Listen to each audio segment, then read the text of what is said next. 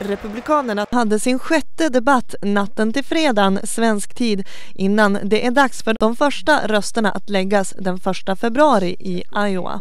Debatten kommer att handla mycket om de två som ligger i täten, Donald Trump och Ted Cruz. Bland annat ifrågasatte Trump om Cruz överhuvudtaget kan bli USAs nästa president eftersom att han är född i Kanada. Cruz i sin tur kallade Trump för att vara New York-liberal. Donald Trump använde då 11 september-attacken som vapen. När World Trade Center föll såg jag något som ingen plats i världen kunde ha handskats med vackrare eller mer mänskligt än New York, sa han. Och efter debatten var Trump nöjd med sin insats. Well, I think great. Everyone said I won. Every online poll has me winning, from Drudge to Time to everybody, and so I'm very happy. Do you see Ted Cruz as your biggest competition right now? No, not really. I mean, we're going to see what happens, but certainly I don't see him as my biggest competition. I see him as competition. Certainly he's competition and others are competition. All smart people up there. Were you surprised at the way he turned the whole birther issue around and asked about your heritage? And I think he made a mistake because, first of all, he insulted 20 million New Yorkers. I think he made a lot of mistakes tonight. I think it was maybe not a good performance, but we're going to have to see. But as far as his whole birthright and all, which is a very, very big problem, and I've been watching your reporting on it. You have a lot of lawyers that are saying that he better get himself checked out because he's got a problem. I'm not bringing a lawsuit, but the Democrats will definitely bring a lawsuit.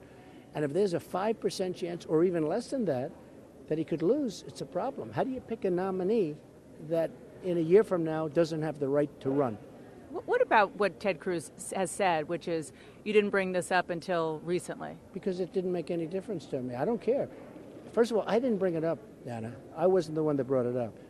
The Washington Post asked me a question, one of 20. And there was the question. I gave him an answer. I said, you have to be sure. I'm not sure. That is true, but now you talk about it at pretty much every stop. Excuse me, you asked me. I didn't bring it up. No. I've been to your rallies. Excuse me, I didn't bring it up, and I didn't bring it up over there either because it was brought up by, I guess, Neil.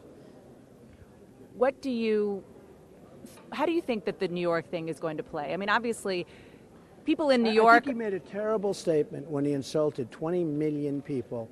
I was there during this death and destruction. The World Trade Center came down, 2 110-story buildings, and I was there, and New Yorkers were the bravest people that I and many others have ever seen. I was down there the day after, and I want to tell you, I've never seen a sight like it in my life. Thousands of people killed, 2 massive buildings down, and the way New York came back from that and rebuilt and did it with grace, I mean, with just absolute grace. You can't make a comment like that about New York. And the whole world was watching. Your viewers were all watching, but the whole world was watching. And I thought it was just an amazing thing. It was the greatest attack in the history of our nation, greater than Pearl Harbor, because at least there they attacked the military. Here they attacked civilians in a building. And I think it was a terrible thing to insult 20 million New Yorkers. On the question about his loan that he got from his wife's bank, Goldman Sachs, do you think it's a non-issue, as he's saying, because it was the New York Times who first reported it? Well, you're going to have to figure that one out. That's a different issue. I mean, that's something that's very easy. I mean, they're not making it a non-issue. He's had $1 million. He got it from Goldman Sachs. Don't forget, Goldman Sachs loaned him money. When Goldman Sachs asks for a favor, do you think possibly he's going to do it for him? I think so. So that's a problem right there. That's why I'm self-funding. I'm putting up my own. I'm not borrowing any money from Goldman Sachs. I put up my own money. I'll put up a lot. I'll be putting up probably $30-40 million before the primaries are over.